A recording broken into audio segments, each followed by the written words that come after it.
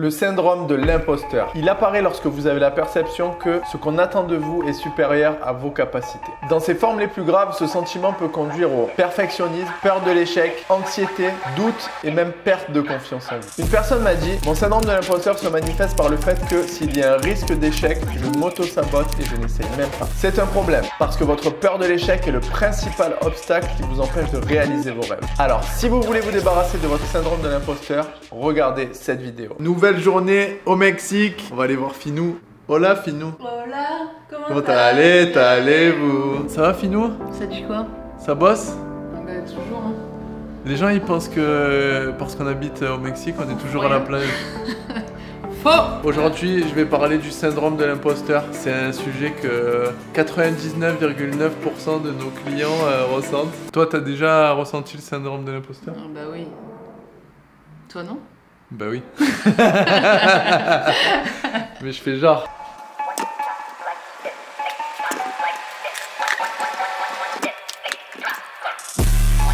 Donc déjà, le but de cette vidéo, c'est de vous aider à traiter votre manque de légitimité, votre syndrome de l'imposteur, de vous aider à être capable, vous sentir capable de lancer votre projet. Peut-être que vous avez quelque chose que vous avez envie de faire depuis longtemps, vous n'arrivez pas à le faire, vous n'arrivez pas à démarrer, ou alors vous avez démarré et vous vous sentez bloqué. L'objectif, c'est que après cette vidéo, vous puissiez vous dire, ok, maintenant j'ai les outils, les armes pour réduire mon perfectionnisme, réduire mon anxiété, regagner de la confiance en moi, parce que souvent aussi, le syndrome de l'imposteur, ça fait que on fait pas les choses et du coup on n'a pas de résultats et du coup on perd confiance en nous. C'est parti, let's go, vamos gringos. Le premier point, c'est que toute personne censée ressent le syndrome de l'imposteur. Lorsque vous changez de statut dans votre vie, par exemple vous étiez salarié et vous devenez entrepreneur, ou alors vous n'étiez pas manager et vous devenez manager, forcément vous changez de statut, donc vous êtes débutant, donc quelque part vous êtes un imposteur. Au démarrage, c'est totalement naturel de ressentir ce sentiment de syndrome de l'imposteur parce que intérieurement, vous savez que vous êtes débutant et pour l'instant, du coup, vous ne ressentez pas de légitimité parce que vous n'avez pas encore fait vos preuves. Mais ce qu'il faut comprendre ici, c'est que le fait que vous vous sentiez imposteur, ça ne veut pas dire que vous êtes un menteur ou que vous êtes quelqu'un de fake, qui fait semblant, qui joue un rôle. Ça ne veut pas du tout dire ça. C'est juste que vous êtes débutant et pour vous, c'est inconfortable d'être débutant parce que vous aimeriez tout de suite être reconnu comme quelqu'un qui a une certaine expertise, mais vous êtes débutant. Donc en fait, vous aimeriez juste sauter le stade d'être débutant parce que c'est inconfortable pour vous. Mais ça, c'est irréaliste. Est-ce qu'il y a un autre moyen de démarrer quelque chose dans la vie et d'acquérir une expertise que de commencer par être débutant? Donc déjà, le fait que vous soyez conscient que vous êtes débutant fait de vous, en quelque sorte, quelqu'un qui est moins incompétent que quelqu'un qui ne sait même pas qu'il est débutant. Je suis sûr que vous avez déjà eu l'occasion dans votre vie de parler avec une personne qui ne sait pas certaines choses mais qui veut cacher qu'elle ne les sait pas. Ça, c'est les personnes les plus incompétentes du monde et personne n'a envie de travailler avec ce type de personne alors que ça nous dérange jamais de travailler avec un débutant à partir du moment où il reconnaît qu'il est débutant. Et du coup, toute personne censée ressent parfois un syndrome de l'imposteur et c'est un signe de votre bonne santé mentale. Et d'ailleurs, il y a une étude du journal de la science comportementale qui montre que 70% des gens ont ressenti au moins une fois le syndrome de l'imposteur, peu importe leurs compétences, peu importe leur niveau social. Donc 70%, donc c'est énorme, vous n'êtes vraiment pas seul. Et il y a une citation de Nietzsche qui dit que tous les grands hommes sont les acteurs de leur propre idéal. Et personnellement, moi je lis pas Nietzsche. J'ai trouvé cette citation sur Google, mais ça fait mieux si je dis cette citation de Nietzsche. Est-ce que ça fait de moi un imposteur? Le fait de dire une citation qui provient d'un livre d'un mec que j'ai absolument pas lu. Non, il faut juste être honnête et être à l'aise avec ce que vous avez fait et ce que vous n'avez pas fait. Donc bref, la citation de Nietzsche sur Google, c'est « Tous les grands hommes sont les acteurs de leur propre idéal ». Ça veut dire que si vous voulez progresser dans la vie, dans n'importe quel domaine, vous devez déjà agir comme si vous étiez au stade que vous imaginez, au stade de votre objectif. Mais en réalité, dans le moment présent, vous n'y êtes pas encore. Donc quelque part, vous êtes un petit peu un imposteur. Mais si vous ne faites pas ça, vous allez rester au stade où vous êtes actuellement et c'est pas ce que vous voulez. Parce que si vous restez au stade où vous en êtes actuellement, vous stagnez et comme vous savez qu'il n'y a pas de... on peut pas stagner dans la vie, soit vous progressez, soit vous mourrez en gros, vous devez agir comme si vous étiez déjà au stade futur. Et du coup, ça ça me mène au deuxième point qui est que ressentir le syndrome de l'imposteur, c'est une grande chance pour vous de progresser et de vous améliorer.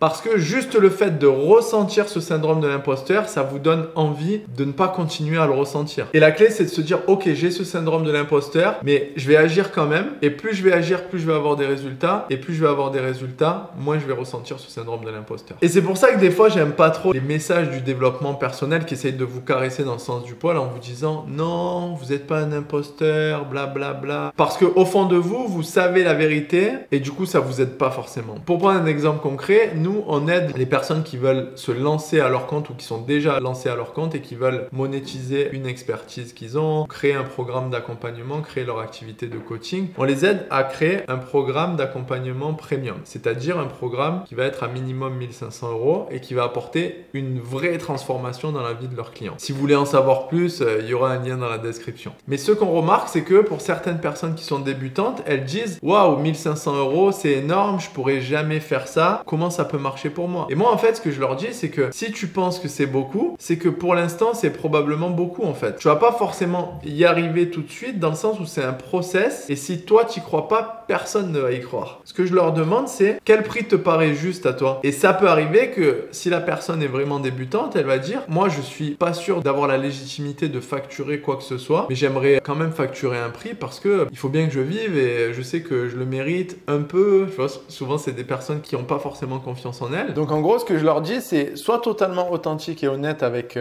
ton client test et dis-lui « Ok, monsieur le client test, je vais aujourd'hui t'offrir une session de coaching, mais dans le futur, cette session, je la facturerai 200 € ou alors, tu peux dire aussi, je vais t'offrir une session de coaching d'une valeur de 200 €, mais aujourd'hui, je te l'offre. » Et ce qui va se passer quand vous faites ça, c'est que les gens vont penser « Ah, merci beaucoup pour toute cette valeur que vous me donnez gratuitement, que vous m'offrez. » Et du coup, vous donnez de la valeur à ce que vous offrez et vous n'avez pas le syndrome de l'imposteur parce que vous ne l'avez pas facturé et vous l'avez fait gratuit. Mais du coup, vous commencez à construire votre valeur et à faire diminuer votre syndrome de l'imposteur parce que les gens, au lieu de vous donner 200 €, ils vont vous remercier, ils vont avoir de la gratitude et avec cette gratitude, vous allez construire votre confiance en vous et faire diminuer votre syndrome de l'imposteur. Et c'est aussi la raison principale pour laquelle les gens prennent un coach. Si les gens payent un coach, c'est pour pouvoir construire leur croyance qu'ils vont être capables de réussir à atteindre un objectif à partir de la croyance du coach. C'est-à-dire que le coach croit en moi. Vu qu'il croit en moi, je construis ma confiance en moi et ma croyance que je vais réussir à partir de celle de la personne que j'ai payée et qui m'accompagne. On en reparlera plus profondément dans une autre vidéo, mais c'est un sujet intéressant. Vous pouvez même faire un petit exercice, c'est-à-dire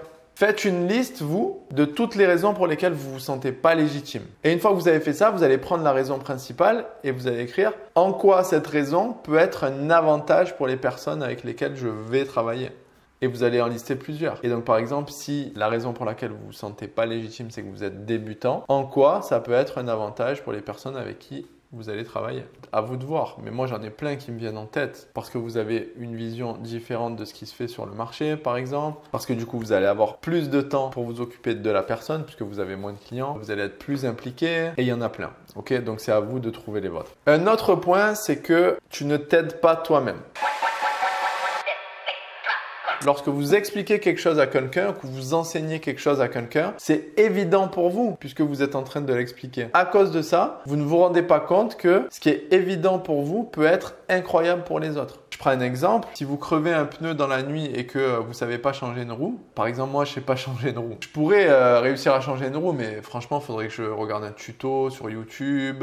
Donc, c'est compliqué parce que imaginons que j'ai crevé une roue dans un endroit où c'est la jungle, il n'y a pas de réseau, il n'y a pas accès à YouTube. Donc là, je suis mort. Et je tombe sur un mec. Non, on va dire, non, je vais avoir des féministes qui vont m'attaquer. Pourquoi un mec? Donc, je tombe sur une femme et cette femme, elle a changé sa roue la semaine dernière et elle a l'habitude, elle sait faire, c'est limpide pour elle et du coup elle va m'aider à changer ma roue. Ce qu'elle va me partager, pour moi c'est une valeur immense, mais pour elle, elle le sait déjà, donc ça a l'air facile parce qu'elle l'a déjà fait, mais pour moi ça change ma journée. Ce que j'essaie de vous faire comprendre, c'est qu'il faut tout le temps vous rappeler que vos conseils ou ce que vous faites, c'est pas pour vous. Vous ne vous aidez pas vous-même, parce que ce que que ce que vous allez faire, forcément, vous le savez déjà. Et ça, on appelle ça la malédiction de la connaissance. C'est que quand on connaît quelque chose, on pense que c'est plus vraiment intéressant. Ça arrive souvent quand, par exemple, vous lisez un livre ou vous regardez un film, vous entendez quelqu'un partager une idée et vous allez dire « Waouh, c'est incroyable, j'ai jamais pensé à ça. Comment elle a pu penser à ça? C'est vraiment un génie. » Alors que, intérieurement, vous vous dites « Moi, mes idées, elles sont évidentes. » Mais en fait, si vous commencez à avoir le courage de partager vos idées sans les juger, un jour, vous allez quelqu'un qui va vous dire « Waouh, j'avais jamais pensé à ça. Comment tu as découvert ça? C'est vraiment génial. » Là où je veux en venir, c'est que toute idée est évidente pour son créateur. Il y a un article qui est très intéressant sur ça qui s'appelle Obvious to you, amazing to others. Autre point, c'est que vous pensez que les gens ont du talent et que vous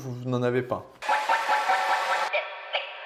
Et ça, c'est un peu le mythe du génie solitaire qui est propagé par la société. C'est que vous pensez que voilà, il y a plein de gens qui sont des génies, qui ont beaucoup de talent dans ce qu'ils font et que vous êtes différent. Il y a un acteur qui s'appelle Mike Myers qui a fait des dizaines de films, dont certains avec Tarantino. Par exemple, il a fait Inglourious Bastard.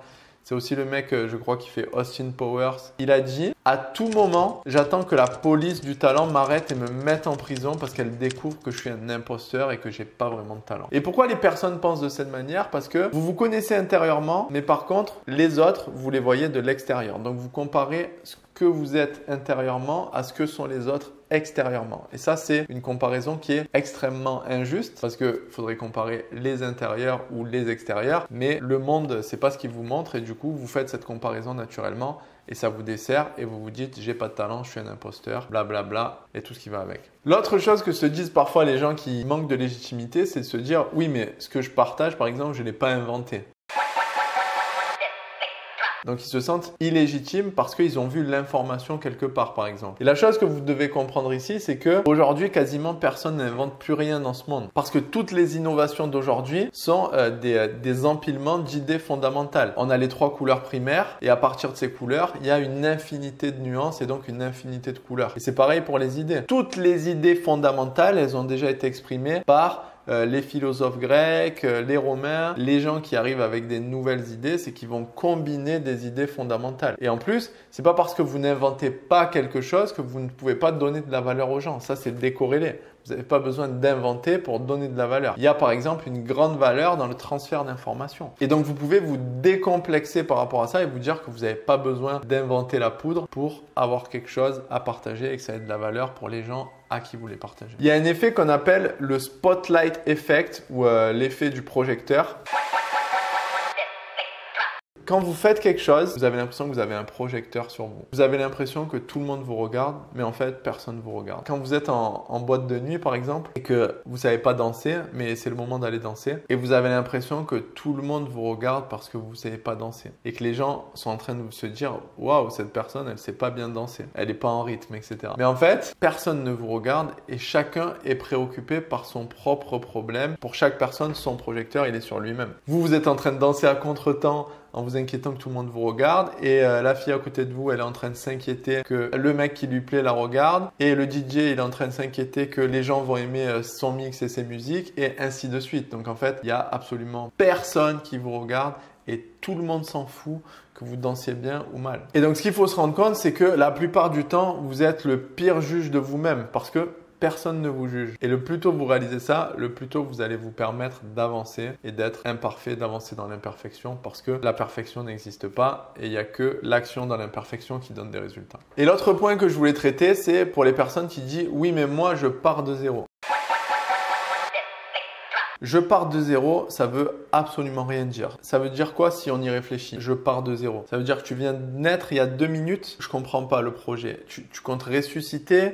Comment ça fonctionne en fait le truc? Personne ne part de zéro. Si vous vous lancez dans l'entrepreneuriat et que vous avez été salarié pendant 10 ans, ben, vous allez utiliser dans votre nouveau projet entrepreneurial les compétences que vous avez appris quand vous étiez salarié, mais aussi les compétences que vous avez appris dans la vie. Vous allez utiliser votre personnalité. Vous allez utiliser tout ce que vous savez, tout ce que vous êtes. D'une autre manière, ok, donc il va falloir réapprendre à les utiliser et au début c'est inconfortable. Donc vous êtes dans l'inconfort et vous aimeriez déjà être dans le confort. Mais vous partez pas de zéro. Ne vous racontez pas des histoires.